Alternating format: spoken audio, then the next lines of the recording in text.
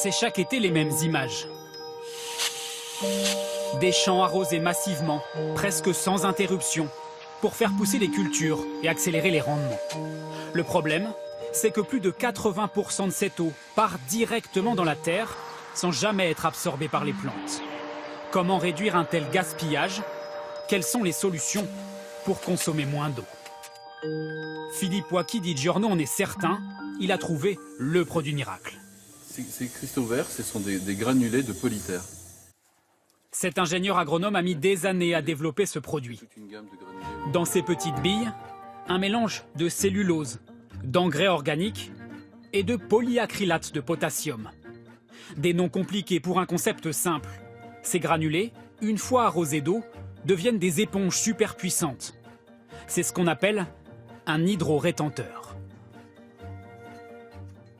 Un petit granulé comme ça, au contact de l'eau, va gonfler jusqu'à 300 à 500 fois son volume. Et grâce à ça, en fait, on consomme beaucoup moins d'eau. Lorsqu'une plante est mise en terre, on dispose le produit, ici en verre, autour des racines. En grandissant, ces racines vont s'accrocher aux granulés, pomper l'eau qu'ils contiennent et les entraîner en profondeur. Ainsi, 97% de l'eau versée sur la plante sera absorbée, quasiment aucune perte. Pour prouver l'efficacité de son produit, l'ingénieur nous montre ses photos. 2 cocotiers de 1 an plantés le même jour au Sénégal. À gauche, il a grandi sans hydrorétenteur. À droite, avec hydrorétenteur, il est 3 fois plus grand. Un produit étonnant qui a déjà fait des adeptes un peu partout en France, notamment dans ce camping de Seignos dans les Landes, où l'arrosage n'est plus qu'un lointain souvenir. Seule l'eau de pluie vient arroser les plantes. C'est une plante qui n'a pas été irriguée. Depuis combien de temps elle n'est pas irriguée? Oula, ça fait pas loin de 8 ans. Ici pourtant, il n'y a pas de terre, uniquement du sable. Mais le produit est quand même efficace. Résultat, un village vacances verdoyant qui attire de plus en plus de clients. Mais ça a valorisé notre camping, quoi. C'est ce qui nous démarque de nos confrères. Embellir en dépensant moins. La ville de Dax a été l'une des premières à s'intéresser à ce produit. Depuis 4 ans, les jardiniers en mettent dans chaque pot.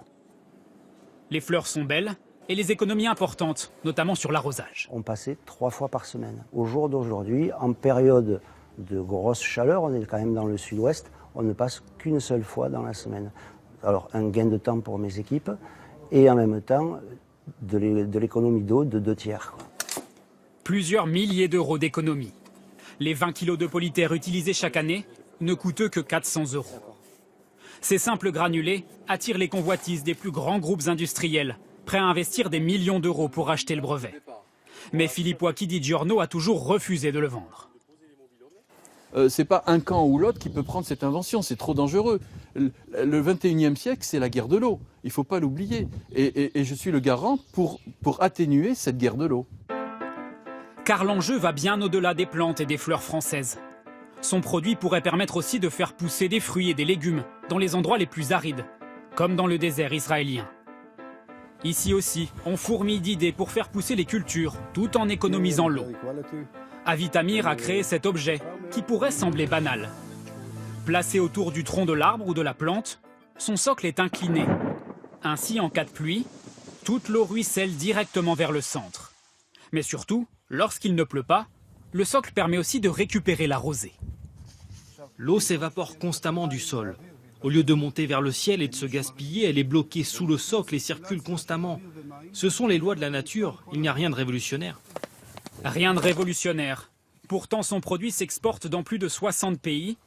L'année prochaine, il devrait en vendre 25 millions.